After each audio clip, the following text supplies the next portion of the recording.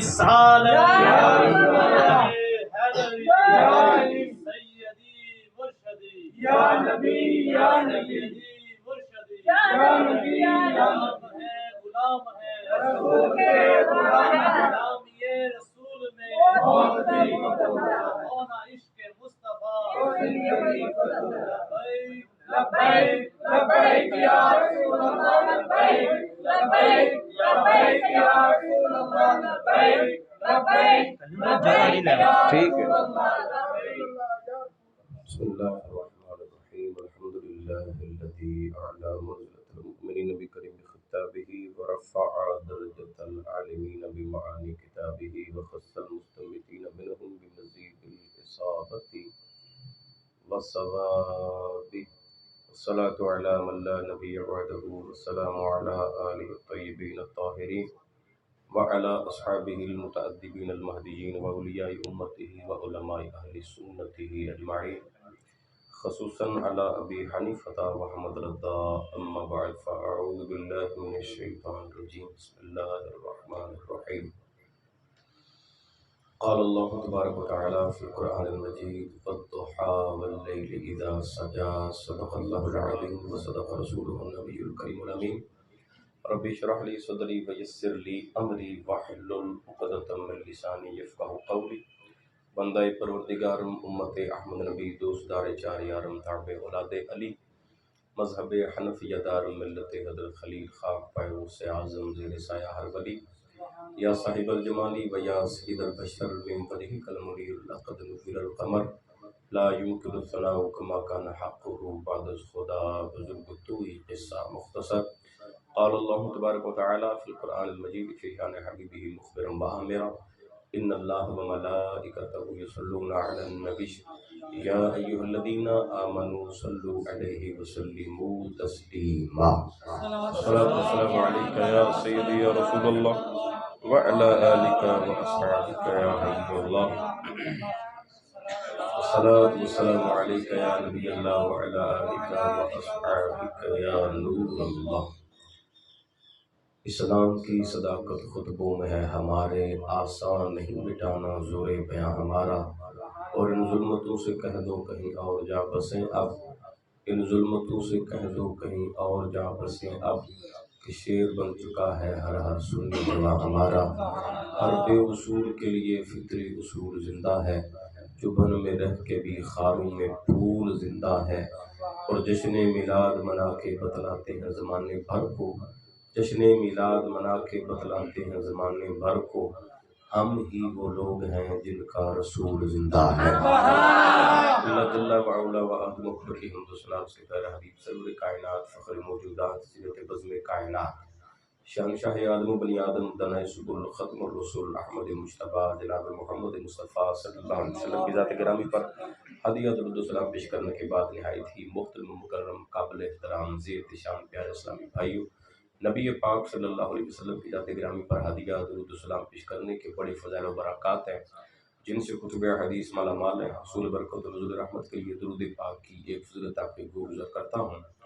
چنانچہ القول البدیع میں ہے من قال اللہم صلی علی روح محمد فی الارواح وعلی جسدہ فی الاجساد وعلی قبرہ فی القبور رآنی فی منامہ ومن رآنی فی منامہ رآنی یوم القیامہ ومن رآنی یوم القیامت شفعت لہ ومن شفعت لہ شرب من حوضی ومن شرب من حوضی حرم اللہ جسدہ علی النار۔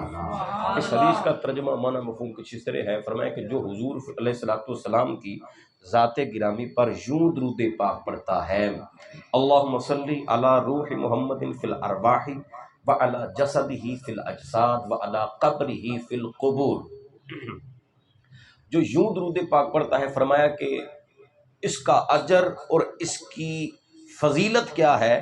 حضور تاجدار مدینہ صلی اللہ علیہ وسلم ارشاد فرماتے ہیں رآنی فی منامہ ہی، وہ بندہ خواب میں میری زیارت سے مشرف ہو جائے گا، ومن رآنی فی منامہ ہی رآنی یوم القیامہ، جس نے خواب میں مجھے دیکھا آقا کونین صلی اللہ علیہ وسلم ارشاد فرماتے ہیں وہ قیامت کے دن بھی مجھے دیکھے گا. وَمَنْ رَآنِي يَوْمَ الْقِيَامَةِ شَفَّعْتُ لَهُ، اور جس نے قیامت کے دن مجھے دیکھا فرمایا محمد عربی اس کی شفاعت فرما کے داخل جنت بھی فرمائیں گے. وَمَنْ شَفَّعْتُ لَهُ شَارِبَ مِنْ حَوْضِي، اور جس کی میں شفاعت کروں گا آقا فرماتے ہیں وہ میرے حوض کوثر سے جام بار بار کے بھی پیے گا. وَمَنْ شَارِبَ مِنْ حَوْضِي حَرَّمَ اللَّهُ جَسَدَهُ عَلَى النَّارِ. فرمایا ساری فضیلتوں کے ساتھ ساتھ جو یہ درود پاک پڑھے گا وہ خاتم مجھے دیکھے گا، قیامت کے دن بھی مجھے دیکھے گا. اور فرماتے ہیں اس کی میں شفاعت بھی کروں گا، جس کی میں شفاعت کروں گا وہ میرے حوض کوثر سے پانی بھی پیے گا. فرمایا جس نے میرے حوض کوثر سے ایک جرعہ پانی پی لیا حرم اللہ جسدہ علی النار، دیگر فضیلتیں ملے گی لیکن اس کے ساتھ ساتھ فرمایا اللہ اس کے جسم پر جہنم کی آگ ہوا فرما دے گا. دوا سے کہنا سبحان اللہ. فرمایا یہ بھی فضیلتیں ملیں گی بقیہ بھی، لیکن اس کے ساتھ ساتھ یہ ہے اللہ اس کے جسم پر جہنم کی آگ ہمیشہ کے لیے حرام فرماتا چلا جائے گا. شاعر کہتا ہے میں خاک تھا میں دھول تھا مجھے کچھ نہ اپنا شعور تھا، میں خاک تھا میں دھول تھا مجھے کچھ نہ اپنا شعور تھا، میرے رب نے مجھ پر کرم کیا کہ درود پڑھنا سکھا دیا. اللہ رب العزت ہم سب کو اٹھتے بیٹھتے چلتے پھرتے نبی پاک صلی اللہ علیہ وسلم کی ذات گرامی پر ہدیہ درود و سلام پیش کرتے رہنے کی توفیق عطا فرمائے. ایک دفعہ محبت سے درود پاک پڑھ لیجیے. الصلوۃ والسلام علیکہ یا سیدی یا رسول اللہ وعلی آلک و اصحابک یا حبیب اللہ. الصلوۃ والسلام علیکہ یا نبی اللہ وعلی آلک و اصحابک یا نور اللہ. ماشاء اللہ محفل بڑی ایک اچھی اور پروقار سجی ہوئی ہے، اگرچہ تعداد تھوڑی ہے اور تعداد کے مطابق جس طرح لنگر ہونا چاہیے اس اعتبار سے تھوڑا ہے، لیکن اگر اخلاص کے ساتھ گھر کے اندر محفل رکھی جائے، کہیں پر بھی رکھی جائے، رسول عربی صلی اللہ علیہ وسلم اخلاص کے ساتھ کی جانے والی محفل کو اپنی پاک بارگاہ کے اندر ضرور قبول و منظور فرما لیتے ہیں. شاہ عبد الرحیم رحمۃ اللہ علیہ، شاہ ولی اللہ محدث دہلوی کے والد محترم فرماتے ہیں میں ہر سال حضور کا میلاد مناتا، وقت چونکہ تھوڑا ہے 7 بجے انشاءاللہ محفل کلوز بھی ہو جائے گی، بیان ختم ہو جائے گا. فرماتے ہیں میں ہر سال حضور علیہ الصلوۃ والسلام کا میلاد مناتا. شاہ عبد الرحیم رحمۃ اللہ علیہ فرماتے ہیں میں ہر سال حضور کا میلاد مناتا اور بڑے کر و فار کے ساتھ مناتا، بڑی بڑی دیگوں کا انتظام ہوتا، کھلا لنگر پکتا، عوام کو جو پیش کیا جاتا، رسول اللہ صلی اللہ علیہ وسلم کی بارگاہ کے اندر ہدیہ عقیدت بھی پیش کیا جاتا، وہی لنگر حضور کی بارگاہ کے اندر سال ثواب کیا جاتا. فرماتے ہیں ایک سال میرے اوپر فاقہ آ گیا، میرے پاس اتنے پیسے نہیں تھے کہ میں وسیع انتظام کروں، لیکن آپ فرماتے ہیں میرے پاس جتنے پیسے تھے میں نے ان کے بنے ہوئے چنے خرید کر بنے ہوئے میں نے انہی پر میلاد شریف پڑھ کر حضور کی نظر کر دیا. میں نے کہا آقا قبول فرمائیے گا، اس سال اتنی ہی میرے پاس جمع پونجی تھی جتنا میں نے حضور آپ کے میلاد پر خرچ کر دیا ہے. آپ آل نبی اولاد علی تھے، کہتے رات ہوتی ہے دل کے اندر یہ تھا وسوسہ کہ نہ جانے اس سال میرا میلاد قبول ہوا ہے یا نہیں ہوا. کہتے جب رات ہوتی ہے ورد وظیفے کر کے نماز پڑھ کے ساری آنکھ بند ہوتی ہے، مدینے کے تاجدار کی مجھے زیارت نصیب ہو جاتی ہے. کہتے آقا جلوہ گر ہوئے، خواب میں ایک اونچا سا سٹیج لگا ہوا ہے جس پر میرے آقا تشریف فرما ہے، طرح طرح کے کھانے سامنے رکھے ہوئے ہیں، طرح طرح کے جو بھی عشاق نے بھیجے تھے سارے اس سٹیج پر پڑے ہوئے ہیں. کہتے میں نے اپنے چنے بھی ڈھونڈنا شروع کر دیے کہ میرے چنے بھی یہیں کہیں پر رکھے ہوں گے. کہتے پورا سٹیج دیکھا، اس تخت پر کہیں پر بھی میرے چنے رکھے ہوئے نہ تھے. آپ فرماتے ہیں میں نے دیکھا، میں پریشان ہو گیا کہ مجھے چنے نظر نہیں آ رہے. کہتے میں نے دیکھا حضور کچھ پھانک رہے ہیں، کھا رہے ہیں، تناول کر رہے ہیں. کہتے قربان جائے مصطفیٰ کی ذات پر جن چنوں کے بارے میں مجھے خدشہ تھا کہ نہ جانے قبول ہوں گے یا نہ ہوں گے، وہی چنے میرے آقا کے ہاتھوں میں ہیں، مصطفیٰ انہی چنوں کو کھائے جا رہے تھے. فرماتے ہیں میں نے کہا کہ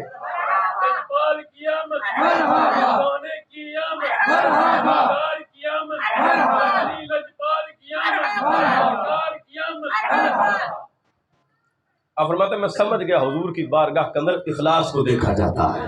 اللہ تعالی ہم سب کو اخلاص کے ساتھ رسول اللہ صلی اللہ علیہ وسلم کا میلاد منانے کی توفیق عطا فرمائے۔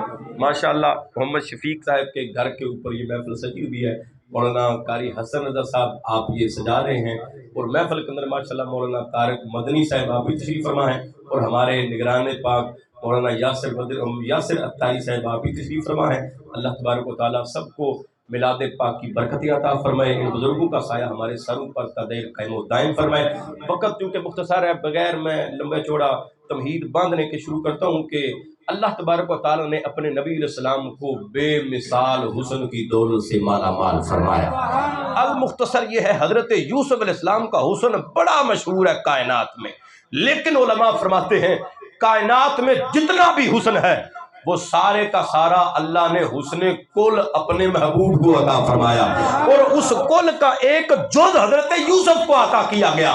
اب آپ کے بھی ذہن میں سوال آیا ہوگا، حضرت یوسف علیہ السلام کے دور میں جب آپ بادشاہ وقت بنے، تخت نشین ہوئے تھے، اب قحط آ گیا، کوئی شے ہوگی نہیں رہی، بالکل جانور بھوک سے مر رہے ہیں، اور کھیتی ہر چیز خشک ہو گئی ہے، ختم ہوگی۔ غلہ آپ کے پاس سیب تھا، لیکن وہ ایک مدت کے لیے سیب رکھنے کا حکم دیا گیا۔ اب لوگ آتے بھوک کی شکایت کرتے، اللہ نے فرمایا کہ سونیا یوسف، ہم نے تمہیں حسن کس لیے عطا کر رکھا ہے، لوگوں کے سامنے رخ سے نقاب ہٹاؤ، نقاب ہٹاتے جاؤ گے، 3 مہینے کی بھوکی خلقت، ان کی بھوکیاں بھی مٹ جائے گی، ان کی پیاس بھی ختم ہو جائے گی۔ حضرت شاہ عبد الرحیم رحمۃ اللہ علیہ آپ فرماتے ہیں میرے ذہن کے اندر خیال آیا، حسن یوسف کو لوگ تکتے تھے، پیاس مٹ جاتی اور بھوک ختم ہو جاتی، لیکن میرے ذہن کے اندر سوال تھا کہ حضور کو دیکھنے سے ایسا کیوں نہیں ہوتا، کئیوں کی روح حسن یوسف دیکھنے سے پرواز کر جاتی تھی، مصطفیٰ کو تکنے سے ایسا کیوں نہیں ہوتا؟ کہتے ہیں میرے خواب کے اندر حضور آ نہ گئے، جب بھی وسوسہ آیا کاٹ کرنے خود مصطفیٰ آ جاتے تھے۔ اتنی بڑی ہستی تھی آپ، کاٹ کرنے خود آقا آ جاتے۔ کہتے ہیں میں نے کہا یا رسول اللہ حبیب اللہ گستاخی کی معافی، لیکن یا رسول اللہ میرے ذہن کے آنگن میں سوال چمکا ہے، اس پر آپ ہی اپنے فیض و ادب کا پانی چھڑک کر دھو دیجئے۔ میں نے کہا یا رسول اللہ حبیب اللہ حسن یوسف کو لوگ تکتے تھے، پیاسے ختم ہو جاتی اور بھوکے مٹ جاتی تھی، کئیوں کی روحیں پرواز کر جاتی، آقا آپ کو تکنے سے ایسا کیوں نہیں ہوتا ہے؟ میرے حضور کا حسن کتنا تھا، میاں صاحب فرماتے ہیں 3 مہینے رجی خلقت اتے ویکھ یوسف کنعانی پر جنہ محمد عربی ڈٹھا اور راج گیا تو جہانی۔ میرے آقا فرماتے ہیں او میرے شاہ عبد الرحیم، میرے بیٹے، اللہ کو یہ گوارا نہ ہوا، میں اس کا محبوب ہوں، اس نے سب سے زیادہ حسن مجھے عطا کیا ہے، لیکن میرے حسن پر میرے رب نے 70,000 نور کے پردے ڈالے ہیں کہ سارا حسن لوگوں کے سامنے ظاہر نہ ہو، اگر ظاہر ہو جاتا جو بھی تختا اس کی روح پرواز کا جانا کرتی تھی۔ رب نے اپنی غیرت کے 70,000 پردے میرے حسن پر ڈالے ہیں، مگر نہ وہ نہ ہوتے تو کسے ہوش ہوتی میرا چہرہ دیکھنے کی، سارے ہی مر جاتے، بلکہ اس قدر تجلی سخت ہوتی کہ مرنے کی بجائے مرنے کے ساتھ ساتھ جل بھی جاتے، اس قدر حسن تیز ہوتا۔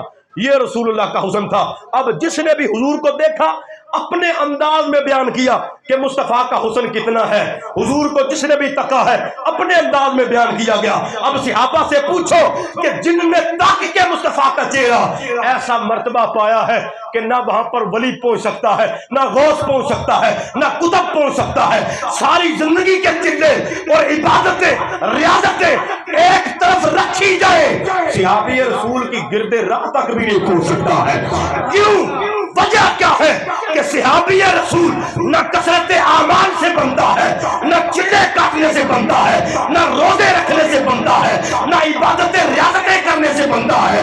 آواز آتی ہے صحابی وہ ہے جس نے مصطفیٰ کا سونا چہرہ دیکھا۔ مصطفیٰ کے چہرے کو دیکھنا اتنی بڑی عبادت ہے کہ اس کے مقابلے میں کوئی عبادت نہیں پہنچ سکتی ہے، کوئی عبادت نہیں۔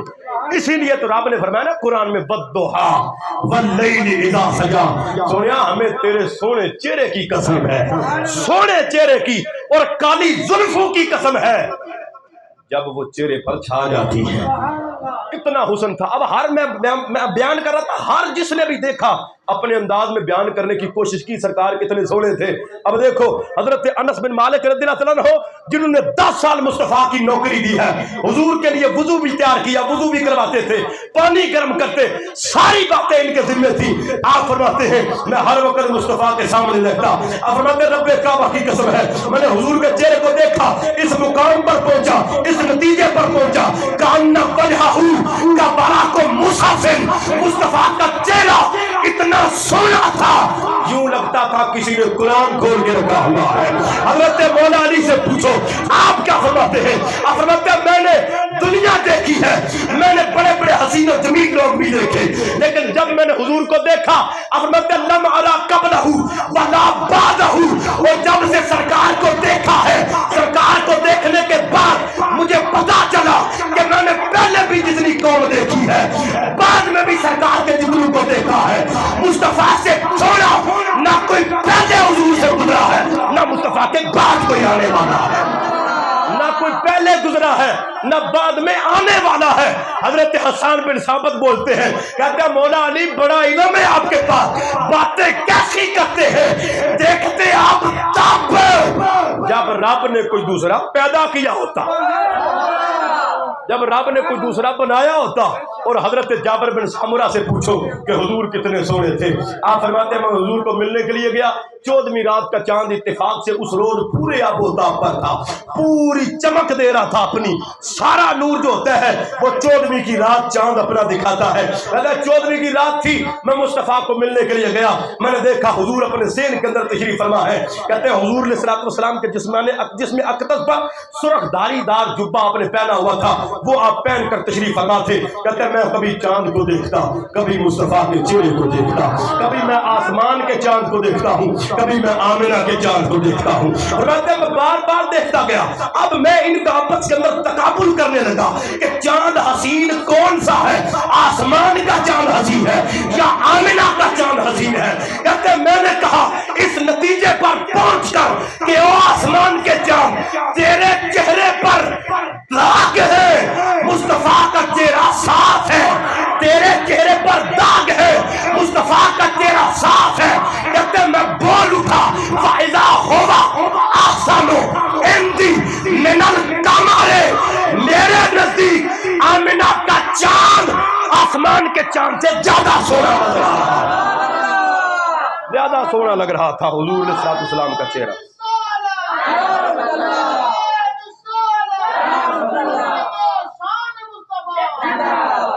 حضرت رسول عربی صلی اللہ علیہ وسلم آپ مکہ سے مدینہ ہجرت کر کے گئے, حضور کے چہرے کو دیکھ کر دنیا مسلمان ہوتی جاتی ہے. چہرے کو دیکھ کر اسلام حضور کے چہرے کو دیکھنے سے بھی پھیلا, حضور کے اخلاق حسنہ سے بھی پھیلا, اور پھر تلوار کے زور پر بھی پھیلا ہے. ان 3 طریقوں سے اسلام پھیلا ہے. حسن سے اسلام پھیلا ہے, مصطفیٰ کے چہرے کو قوم تکتی جاتی اور کہتی ایڈا سونا چہرہ جھوٹے کا نہیں کسی نبی کا ہی ہو سکتا ہے, دیکھتی جاتی قوم. حضرت رسول عربی صلی اللہ علیہ وسلم جب مدینہ شریف کے اندر آئے, یہاں پر یہودیوں کا ہولڈ تھا, پہلے ان کا دین مذہب وہاں پر تکڑا تھا, اور یہودی ایسی قوم ہے جنہوں نے سب سے زیادہ دین اسلام کو نقصان پہنچایا ہے, سب سے زیادہ. اب جب حضور آئے یہودیوں کو جناب درد ہو گیا کہ حضور کو تو دیکھتے ہی قوم جو ہے وہ ہمارے یہودیت چھوڑ کے اسلام کے دائرے کے اندر داخل ہوتی جاتی ہے. انہوں نے کہا اس کا کچھ کیا جائے. انہوں نے گول میز کانفرنس رکھی, سارے علماء بیٹھے, لو جی کیا کیا جائے. کسی نے کہا قتل کر دیتے ہیں, کسی نے کہا نعوذ باللہ ملک بدر کر دیتے ہیں, طرح طرح کی اپنی اپنی رائے دینے لگے. انہوں نے کہا جو حضور کے نام پر مر جاتے ہیں, حضور کے جسم پر خراش آنے دیں گے, وہ تو تمہارے اندر سے گزر جائیں گے. وہ حضور سے پیار اتنا کرتے ہیں, حضور وضو کرے وہ وضو کا پانی نیچے نہیں گرنے دیتے, حضور تھوک نکالے زمین پر پھینکے وہ زمین پر نہیں گرنے دیتے, پکڑ کے مال کے اپنے جسموں کا سرما بنا لیتے ہیں, وہ اپنے چہروں پر لگا لیتے ہیں.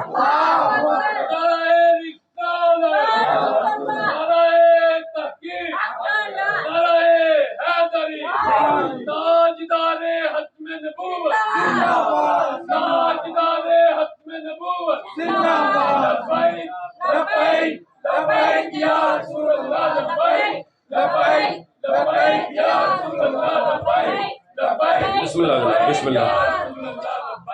انہوں نے کہا وہ تمہیں چھوڑیں گے اگر حضور کو ملک بدر کرو گے یا نعوذ باللہ قتل کر دو گے، وہ تمہیں چھوڑیں گے؟ وہ بالکل تمہیں بالکل اس معاملے میں وہ کمپرومائز نہ کریں گے۔ حضور کے صحابہ جو ہیں وہ تو ان کے نام پر مر جاتے ہیں۔ ایک نے کہا پھر ایسا کرتے ہیں کہ ہم 100 سوال کتب سماویہ میں سے تیار کریں گے، اور ایسے سوال مشکل ترین ہوں گے کہ نبی کے سوا ان کا جواب کوئی نہ دے سکتا ہو، ایسے مشکل سوال تیار کریں گے۔ انہوں نے 100 سوال تیار کیے۔ اب مسئلہ ہو گیا، لو جی کنڈی کھولے کون؟ حضور کا تو روب ہی بڑا زیادہ ہے۔ آقا فرماتے ہیں میرا روب میرے دشمن پر رب نے اس قدر ڈال دیا ہے کہ میں 1 مہینے کی مسافت کی دوری پر بیٹھا ہوا ہوں، میرا دشمن پھر بھی مجھ سے کانپتا ہے، ڈرتا ہے، لرزتا ہے۔ اتنا روب تھا، حضور کا دبدبہ تھا۔ اب گاجی سوال کرے گا کون؟ انہوں نے کہا لو جی ہم میں سب سے زیادہ جس کے پاس علم ہے کتب سماویہ کا وہ حضرت عبداللہ بن سلام ہے۔ یہودیت کے بہت بڑے، سب سے بڑے عالم دین، یہودیت کے تھام یوں سمجھے وہ تھے۔ انہوں نے کہا یہ کریں گے۔ عبداللہ بن سلام کہتے ہیں چلو میں کر لیتا ہوں۔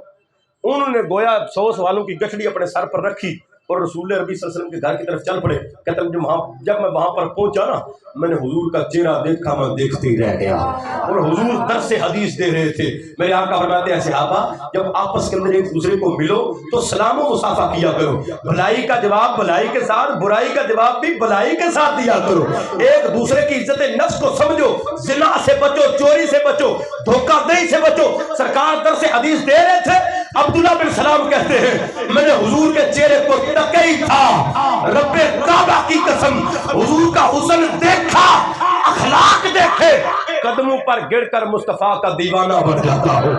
کلمہ پڑا مسلمان ہو گئے، ادھر یہودیت کے اندر تہلکہ مچ گیا۔ یہ کیا کر دیا عبداللہ بن سلام؟ اور تو نے کچھ سوال کیا ہوتا آگے سے جواب آتا، ہمیں بھی کچھ سمجھ آتی کہ تو نے جناب ایمان لائے ہو۔ یہ کیا طریقہ کار ہے؟ نہ کوئی سوال کیا نہ آگے سے جواب آیا، ایسے ہی مان لے آیا۔ عبداللہ بن سلام کہنے لگے ایتھے بہ کے گلاں سارے کر لیں گے، ذرا چل کے تکو نا نیڑے ہو او سونے کو ذرا دیکھو تو صحیح نا۔ کہتے ہیں میں جب گیا تھا یہی ذہن لے کر گیا تھا کہ میں نے سوال کرنے ہیں اور جناب پورے دھڑلے سے کرنے ہیں، لیکن جب پہنچا تو اس نتیجے پر پہنچا ان الوجہ لیس وجہ الکذاب، ایڈا سونا چہرہ جھوٹے کا نہیں، اللہ کے نبی کا ہی ہو سکتا ہے۔ اللہ نے بولو ذرا اونچی آواز سے، ایڈا سونا چہرہ کسی جھوٹے کا نہیں بلکہ اللہ کے نبی کا ہی ہو سکتا ہے۔ آخری بات عرض کرتا ہوں، جب حضور مکے کے اندر تھے وہاں پر بھی نبی پاک صلی اللہ علیہ وسلم نے 13 سال تبلیغ فرمائی ہے، اور تقریباً 60 کو بندے مسلمان ہوئے تھے۔ بڑا حضور نے دین کی تبلیغ کی، لیکن وہ اڑیل عرب والے تھے، اس قدر اڑیل تھے ایک کا گھوڑا دوسرے سے آگے نکل جاتا، قبیلوں کی جنگیں چھڑ جاتی، اس قدر بوڑھ آدمی تھے۔ اور رسول اللہ ان کے اندر آئے کہ ان کو سیدھا کرنا محمد عربی کا کام ہے۔ اتنا ان نے ظلم کیا، لہو لہان جوتے مبارک ہو جاتے۔ فرشتے جبریل امین کہتے حضور بد دعا کریں ان کے لیے، سرکار نے فرمایا نہیں، انہی میں سے لوگ آئیں گے میرے نام پر مٹنے کے لیے تیار ہو جائے گی۔